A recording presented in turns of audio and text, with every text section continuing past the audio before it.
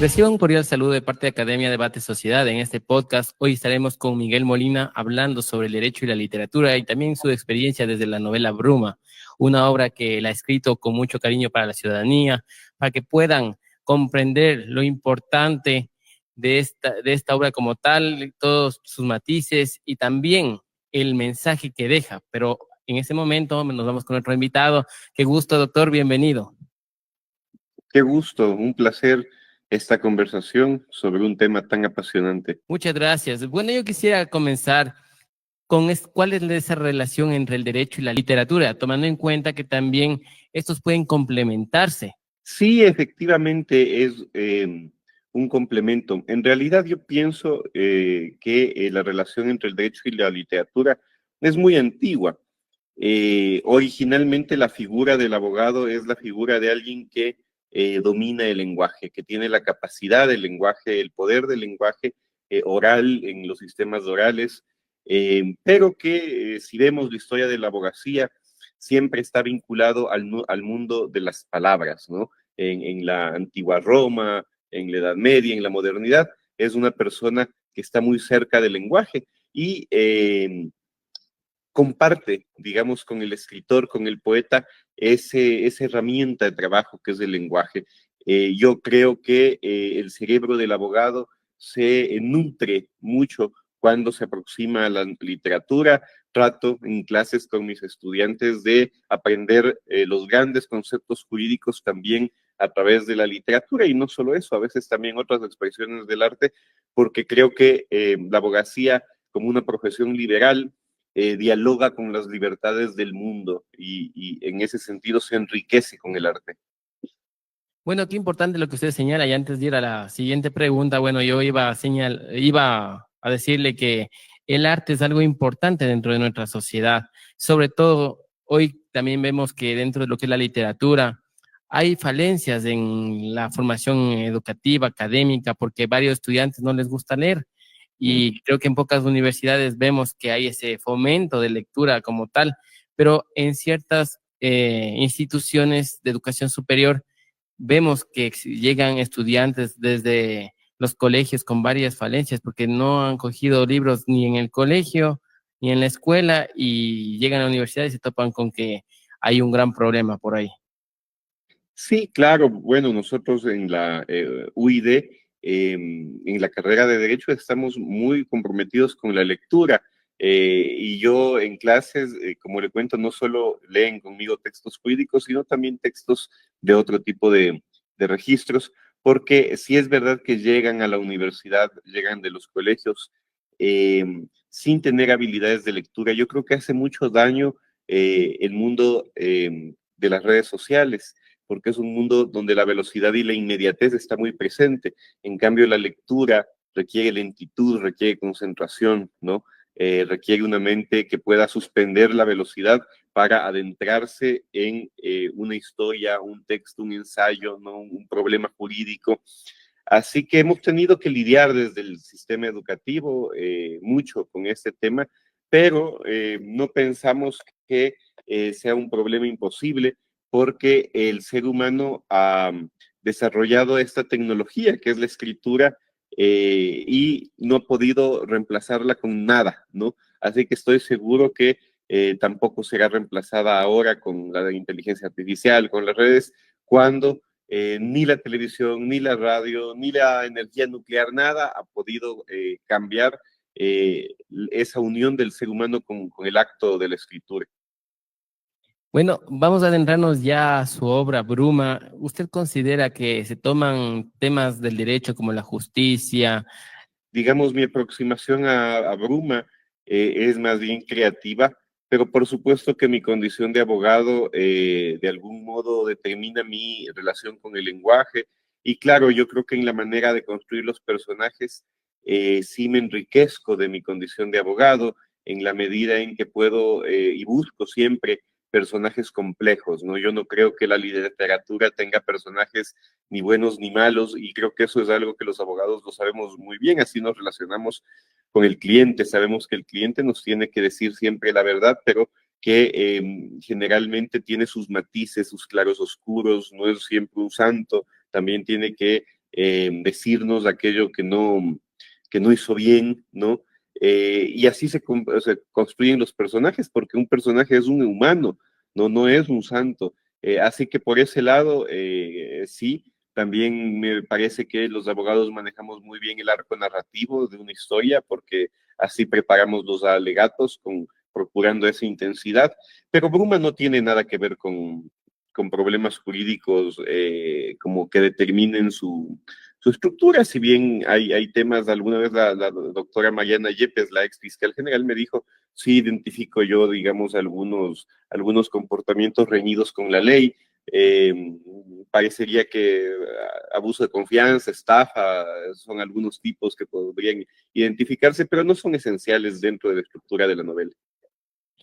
¿Cuál fue su idea principal al escribir Bruma? De alguna manera, cuál era su perspectiva de vida al adentrarse a la literatura y relacionarla con su profesión como tal, estimado doctor? ¿Cuál era su sueño, como decir, al momento de escribir una obra? Porque cuando uno está escribiendo un artículo, una novela, un cuento o cualquier otro tipo de género literario, de alguna manera incide eso en la vida de la persona. Sí, bueno, hay varias preguntas allí. Yo siempre comento que para mí ha habido siempre dos grandes pasiones, ¿no? El derecho, a la que considero quizá una pasión fría, ¿no? Creo que el mejor abogado es aquel que tiene la cabeza fría, entonces siento que es una pasión como que se vive de otra manera. Y por otro lado, la literatura es una pasión más bien creativa. Siempre he procurado vincularlas, ¿no? Nunca se me ocurrió que en mi vida pudiesen ser dos cosas distintas, más bien yo le agradezco mucho a mi profesión de abogado el hecho de permitirme cierta estabilidad que me permite la escritura, que me permite dedicarle tiempo y embarcarme en ese tipo de proyectos. Es gracias a que soy abogado y puedo de algún modo sobrevivir de esa manera.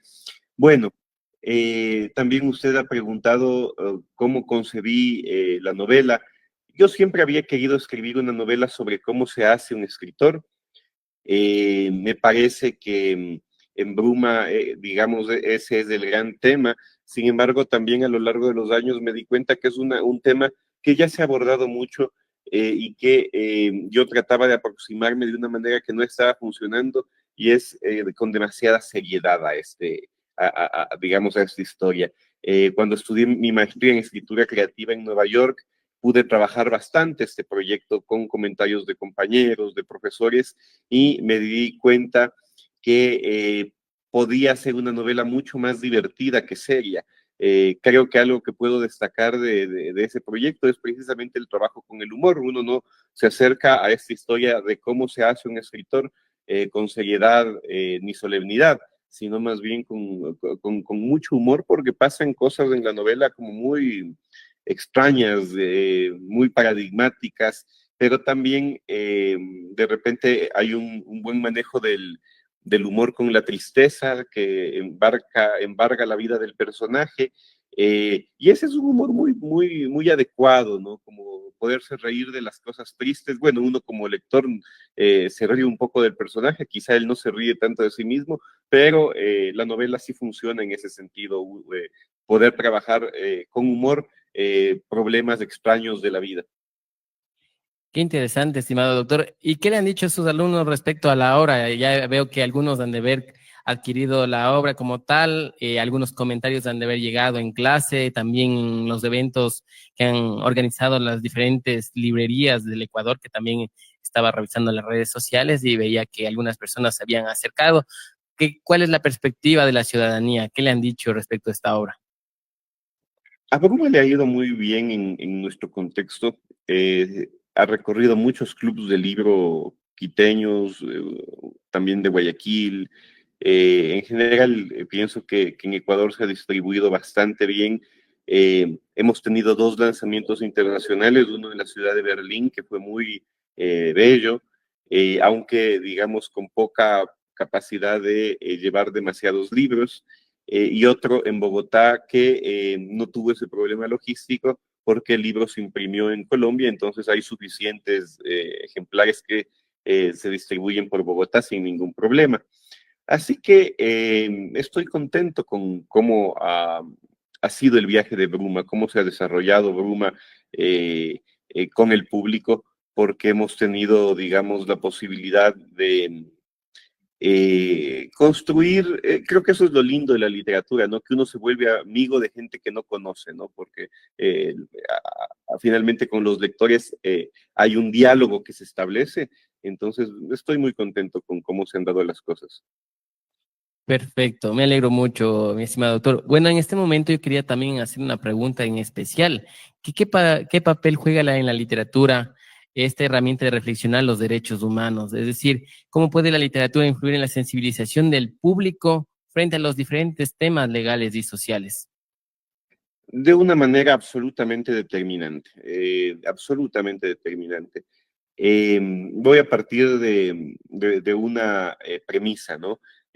Hay una escuela que estudia el derecho constitucional en Estados Unidos, digamos que ha estudiado, ¿no? Y que se ha ido construyendo a lo largo del siglo XX, diría yo, qué es el constitucionalismo popular. Y el constitucionalismo popular nos recuerda que miramos la realidad con base en la energía que de algún modo nos rodea, ¿no? Los abogados, por ejemplo, tenemos una profesión liberal, pues de algún modo las sociedades como de la actualidad tienen muchos problemas y eso a los abogados nos da mucho trabajo. Así que en general es una profesión que puede sobrevivir incluso en épocas de crisis y precariedad.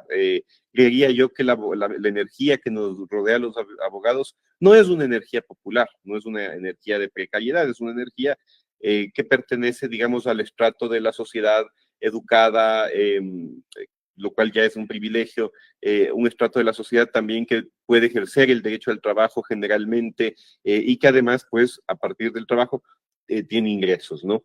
Y mientras más exitoso el abogado, más elitista la energía que tiene, ¿no? Entonces tendemos a ver el mundo por medio de esa mirada que para muchos en una sociedad determinada puede ser una energía elitista, sobre todo para quienes toman las decisiones en la sociedad, los jueces, los legisladores, la clase política, es una energía elitista, ¿no?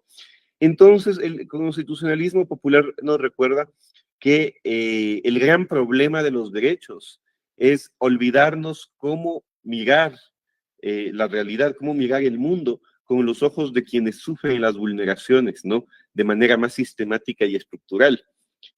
A veces cuando debatimos con los estudiantes, yo doy filosofía del derecho y vamos viendo, digamos, las distintas escuelas. Por ejemplo, cuando analizamos el texto de Gargarella, el nuevo constitucionalismo latinoamericano, claro, le armamos una especie de debate y recordamos, ¿no? Cómo el Estado liberal tenía como objetivo que el derecho limitara el poder y cómo hoy hay o se debate la posibilidad más bien de que el Estado tenga objetivos constitucionales, que sería más bien la realización de los derechos. Y ahí el debate ideológico es, yo no quiero que el Estado esté tan grande, se meta en mi vida, digamos, cuando aparece solo me cobra impuestos y no resuelve los problemas. Como esa es una manera de ver la realidad con una energía muy determinada y es una energía que tiene resueltos los problemas materiales. En cambio, cuando uno, digamos, está en la precariedad, está en una situación, digamos, de desnutrición infantil, de imposibilidad de sufragar las enfermedades de uno mismo, de los hijos, de los padres, la neutralidad del Estado perpetúa esas condiciones de violencia y de miseria que una persona en ese estrato puede tener. Y por eso, como debatimos un poco cómo ven ustedes con los estudiantes, yo creo que la única manera de romper, digamos, con esa visión de uno mismo que le nubla la realidad, ya sea de un lado o del otro, es por medio de la literatura, porque es la herramienta que a uno le permite ponerse en la posición de otro, ¿no? Vargas Llosa dice que uno a través de la literatura puede vivir 1000 vidas, porque a través de la literatura se siente, se vive, se experimenta el amor, la muerte de los seres queridos, el éxito, el fracaso, la derrota, los viajes, ¿no? Uno a través de la literatura conoce ciudades y lugares e historias, momentos de la historia de la humanidad que nunca se imaginó poder conocer, digamos, en la propia vida, pero a través de la literatura es posible. Así que la literatura rompe, yo digo, ese sesgo que tenemos en la energía, ya sea elitista o de otra índole, que nos rodea. Usted es columnista de Diario El Universo. ¿Cuáles han sido las experiencias que ha recogido durante todos estos años? ¿Qué artículos ha tratado? ¿Cuáles son los más simbólicos para usted? También, ¿cómo llegó a este medio de comunicación tan importante del país? Y cómo su público, sus lectores, se han ido acercando prácticamente a sus artículos. Bueno, yo soy un columnista muy, yo diría que de oficio, ¿no? Es decir, eh, ya llevo haciendo columnas de opinión muchísimos años. De hecho, como mis primeros intentos de escritura cuando era adolescente no eran columnas de opinión, obviamente a esa edad era imposible tener una columna, pero a mí me gustaba escribir artículos sobre los problemas que había en el país. Y mientras iba como creciendo en la adolescencia, me aventuraba a mandar como cartas a director a los diarios que había en ese momento en boga en Quito. Había El Comercio, El Hoy, La Hora. Entonces yo me aventuraba, de repente me sacaban algún extracto de mi carta y yo me sentía muy feliz. Es decir, como yo deseaba poder reflexionar sobre los problemas del mundo y de mi país, ¿no?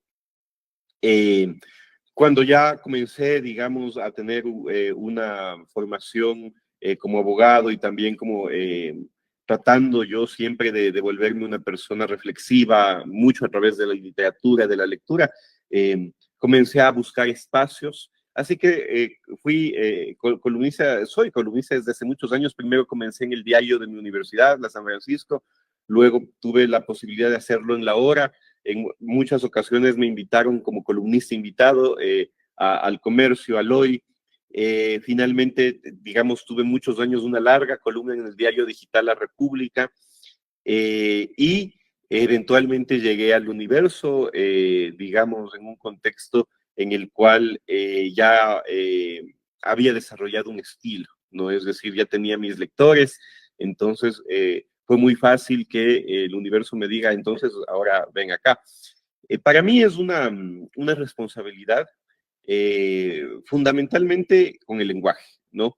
Porque, digamos, la máxima exigencia que yo tengo cuando escribo una columna de opinión es superarme a mí mismo, ¿no? Es decir, no sentirme nunca, digamos, repitiendo, no explorando nuevos temas, no siendo claro, como algo para mí fundamental a través de mi columna es ser claro, ¿no? Los abogados tendemos a no explicar las cosas de una manera clara y que el gran público lo pueda entender. Los abogados usamos generalmente lenguaje rebuscado, complicado. Yo creo que un signo de la inteligencia es poder explicar lo complejo con palabras simples, así que ese siempre es mi desafío, ¿no? Como cualquier problema grave, ya sea jurídico, político, cultural que tenga el país, yo trato de hacer una columna que cualquier persona la pueda leer y pueda entender de qué se trata, ¿no? Y eso es un desafío duro porque hay cuestiones, temas que son difíciles de explicar de una manera sencilla, pero mientras más sencillo, es mejor el artículo. Esa es mi premisa.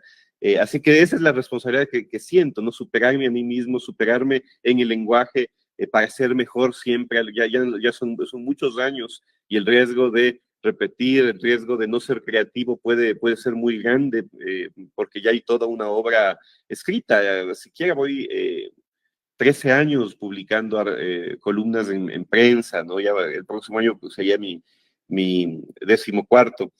En fin, para mí es fundamental mi labor de columnista y yo creo que los grandes columnistas en el fondo se acercan o hacen definitivamente literatura. Yo creo que hay columnas que están destinadas a morir, pero hay otras que son tan especiales que realmente son literatura y van a vivir un poco más, ¿no?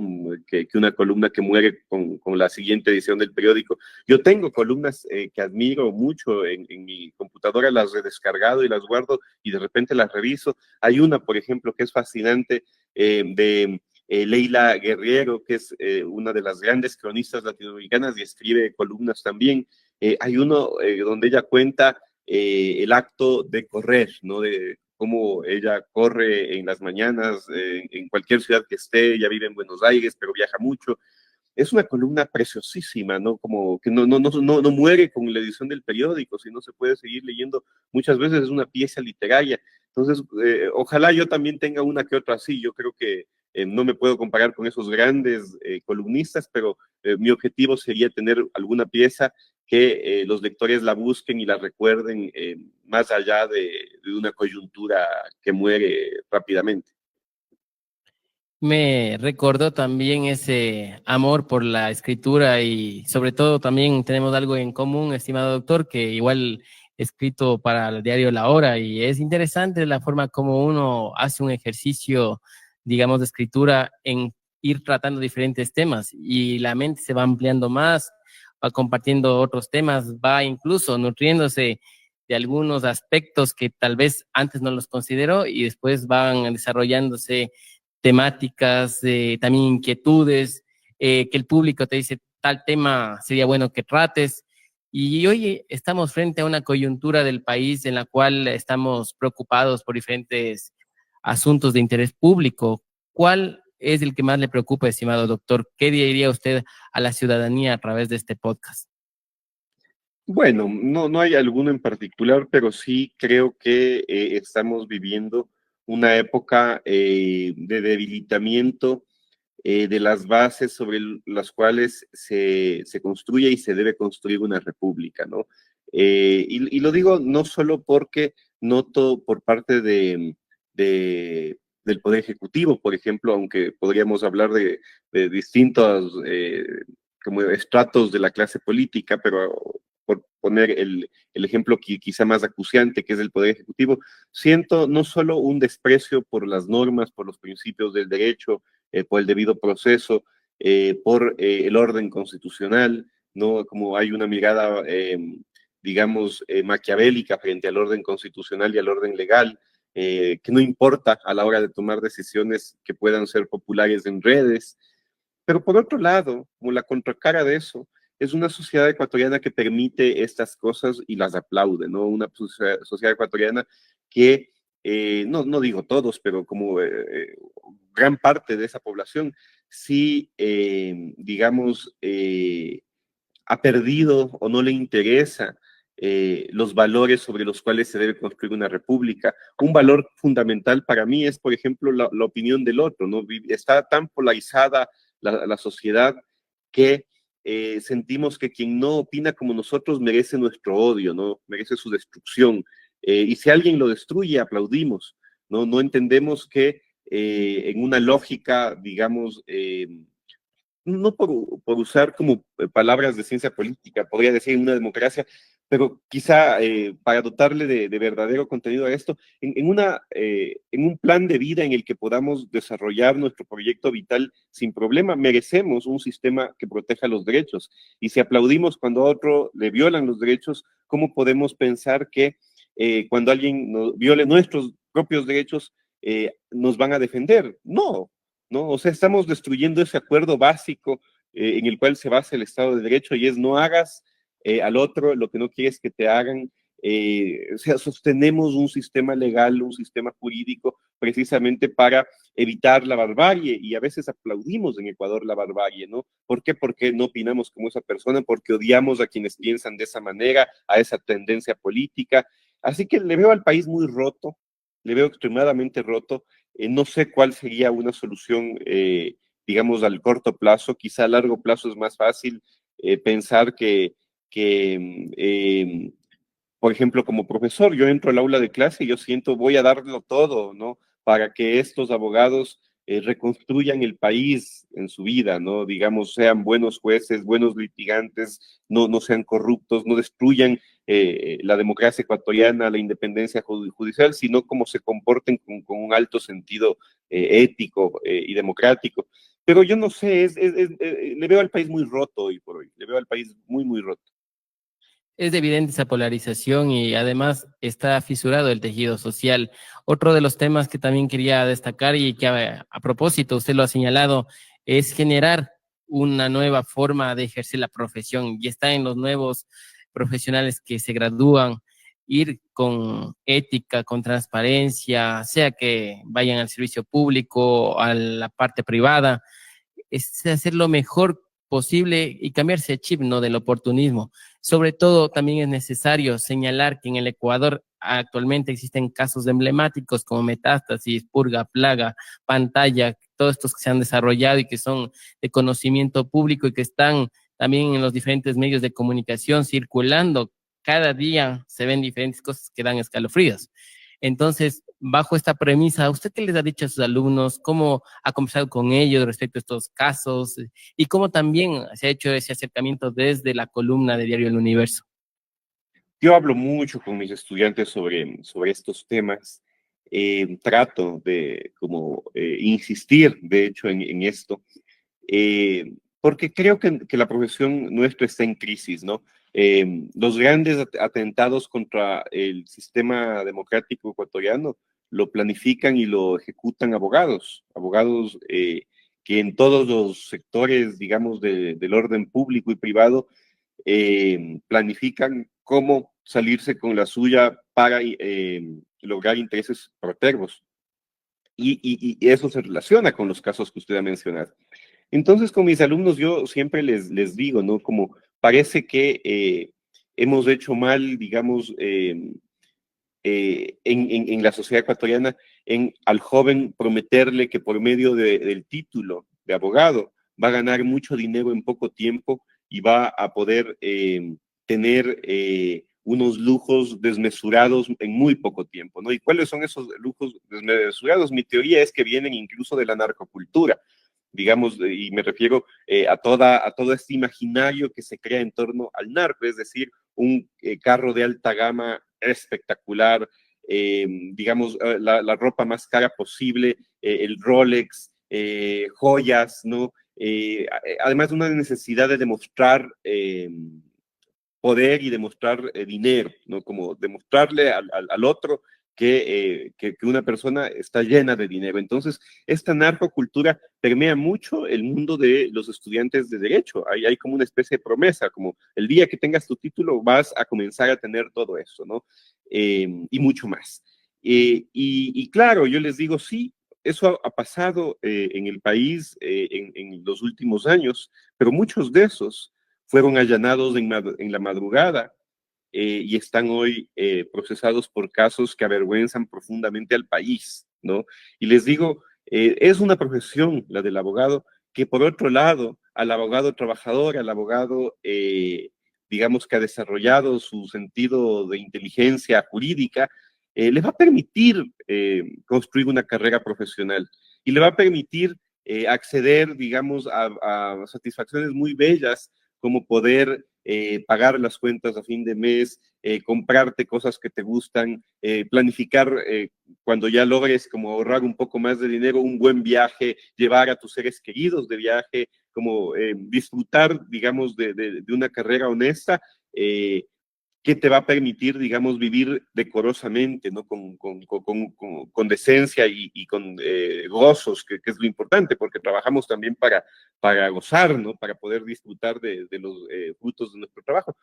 Y quizá no lleguen muchos a tener como la vida de la narcocultura, pero van a poder envejecer con decencia, van a poder mirarles a los ojos y a los hijos y decirles, yo nunca estuve metido en cosas protervas, a mí nunca me han allanado de madrugada, nunca me han acusado de robarle dinero a nadie, he defendido a mis clientes honestamente, he defendido los derechos y nunca he participado en estas digamos, yo diría, expresiones mafiosas de desprecio a la democracia ecuatoriana, porque o sea, cuando se corrompe tanto el sistema de justicia, no ganan las razones ante los jueces, ganan los contactos, ¿no? Entonces, cuando se permea de esa manera el sistema, destruimos el sentido de nuestra profesión, porque no vamos a poder ganar con razones, vamos a necesitar contactos. Y si uno es amigo del ministro, hay otro que es amigo del jefe del ministro. O sea, son ejemplos de cómo está tan mal todo. Y esto hablo con los alumnos constantemente, ¿no? Y les digo, por Dios, trabajen bien cuando tengan este título para que no les allanen la casa de madrugada y sus padres no sientan la vergüenza de verse en medio de esto, ¿no? Que sus padres siempre puedan tener el orgullo de que su hijo es un buen abogado y nunca se ha metido en estas cosas. Y van a ganar, o sea, eventualmente van a poder comenzar a tener como una retribución económica de su trabajo, pero háganlo con esfuerzo, con inteligencia, con ética, porque así uno puede dormir mejor en la noche, ¿no? Es un poco eso como yo veo las cosas. ¿Cómo transformar el derecho como tal y también la profesión, estimado doctor, desde las diferentes áreas, materias y también programas dentro de las universidades? Estamos evidenciando que algunas universidades están sacando abogados, pero en gran cantidad, y estamos con ese problema, que están sin empleo, están con problemas por ahí, desesperados también algunos estudiantes que quizá pensaron que se iban a graduar y iban a tener el trabajo a la vuelta de la cuadra como tal, ¿no? Pero estamos viendo que hay algunas falencias también en la formación educativa. En algunas universidades también hemos visto que tal vez se ha tratado de ir por materias que no son tan necesarias y tal vez en las mallas curriculares podían haber ido otras materias que en realidad sea como una oportunidad para ver un mejor campo laboral. Hay algunos problemas que se han dado, ¿no? Además, en medio de un país enfermo de titulitis, en donde, digamos, ahora los títulos profesionales han reemplazado a los títulos nobilitarios de la Edad Media, ¿no? Y ahora cualquiera puede ser como magíster, doctor, y lo digo así porque creo que en el mundo jurídico, hay una banalización tan grande, ¿no? De lo que debería ser un abogado, eh, que se llenan de títulos y piensan que con eso han construido una gran carrera. Y no creo que sea así. Yo creo que un abogado fundamentalmente es una persona que puede pensar en el derecho con herramientas técnicas que le permiten defender derechos adecuadamente, ¿no? Y en ese sentido, luchamos, por ejemplo, contra la inteligencia artificial. ¿Qué es aquello en lo cual no nos va a reemplazar? La inteligencia artificial es la gran pregunta que podríamos hacernos, porque en trámites probablemente va a ser mejor los trámites, ¿no? En búsqueda de normas lo va a ser mejor que nosotros. Yo creo que aquello en lo que el abogado no puede ser reemplazado es precisamente en la capacidad de pensar los derechos, ¿no? De pensar profundamente el sistema de derechos. No como una especie de entelequia, como una especie de máquina, digamos, kafkiana, algorítmica, sino, digamos, pensar en el sistema de derechos a partir del contenido final de los derechos, que es la dignidad humana. No sé si estamos enseñando bien. Yo creo que la malla de la universidad donde yo trabajo, la UID, es muy compacta, muy buena, tiene una, digamos, incursión de la teoría crítica como muy transversal. Es una malla que me hace sentir muy orgulloso, pero no siento que en el país la mayoría de mallas sean así de robustas. Siento más bien que hay una oferta, ¿no? En la cual le dicen, a través de este título, vas a tener unas herramientas que son procesales para ganar mucho dinero. Y creo que eso es ser tramitador, no es ser abogado, ¿no? Como un abogado tiene que ser también un jurista, ¿no? Una persona con digamos, una formación deontológica respecto al sistema jurídico, capaz de entender también la intersección con cuál es el rol del abogado en la democracia. No hay un rol político con el abogado y otra vez lo que dije hace un momento, o sea, si uno destruye el sistema de justicia no ganan las razones, no gana la argumentación dialéctica que podemos hacer, ¿no? Entonces, deberíamos como abogados más bien cuidar la vigencia de ese sistema democrático, cuidar la supremacía constitucional, pero no lo hacemos. Gran parte de los abogados del país, con tal de imponer sus ideas, de ganar de manera sátrapa como sus casos, como están muy dispuestos a destruir el sistema. Así que sí es un momento triste para la abogacía. Creo que hay demasiados abogados. No creo que son necesarios tantos. Creo que, digamos, en general el sistema de educación superior está mal pensado. No, en América Latina uno tiene que ser profesional porque eso es, digamos, un signo de estatus. Y no necesariamente, digamos, los oficios técnicos son fundamentales en una sociedad y están muy desvalorizados con esa mirada clasista que hay en América Latina, ¿no? En Alemania, por ejemplo, hay una formación muy sólida a los oficios técnicos porque son muy necesarios en la construcción de la economía alemana. Aquí no lo vemos así, ¿no? Aquí uno tiene que ser doctor. Así que, en general, hay problemas muy grandes y ojalá sean la oportunidad para que repensemos nuestra profesión de una manera profunda, ¿no? Y volvamos a ser los defensores de la ley y del Estado de Derecho. Muchas gracias, estimado doctor. Hemos llegado a la parte final. Quiero agradecerle por su presencia aquí en este podcast, como también con el mensaje que nos deja.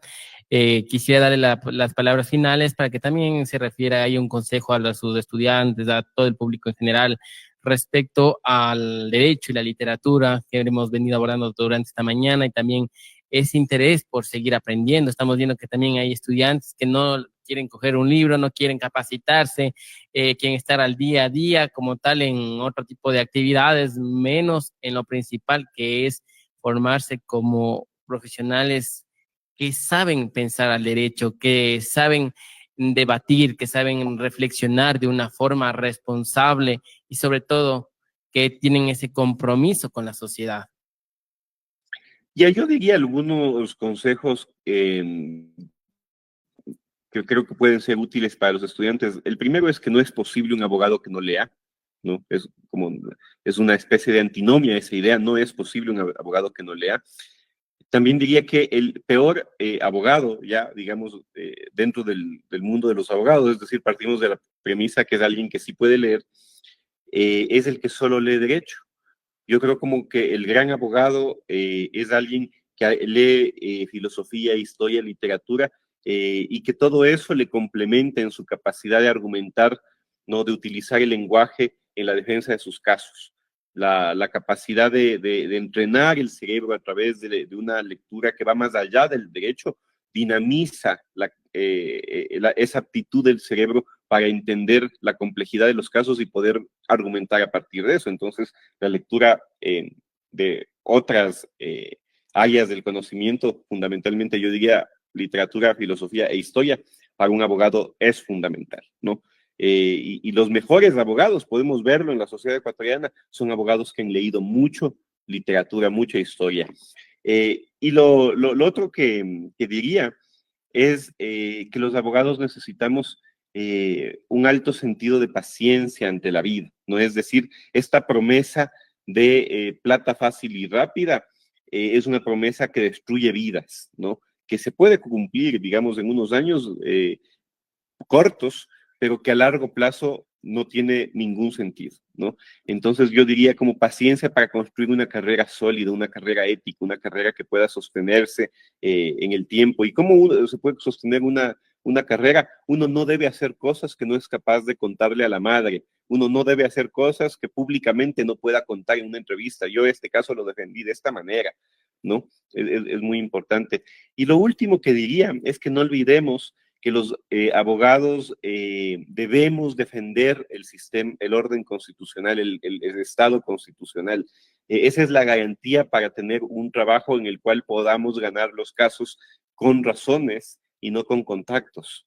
En la medida en que existe el sistema constitucional, un sistema, digamos, en el que el Estado garantice los derechos, nosotros podemos trabajar honestamente.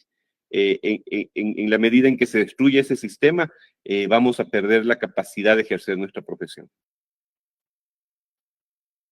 Muchas gracias, estimado doctor. Hasta una próxima oportunidad. Quiero invitarles a ver este podcast en el canal de YouTube y Spotify de Academia de Debate Sociedad. Soy Luis Alejandro Vázquez. Es un gusto compartir a través de este espacio que es importante tener una mirada profunda de qué es lo que está sucediendo y también poder generar un cambio social. Muchas gracias y hasta una próxima oportunidad. Gracias.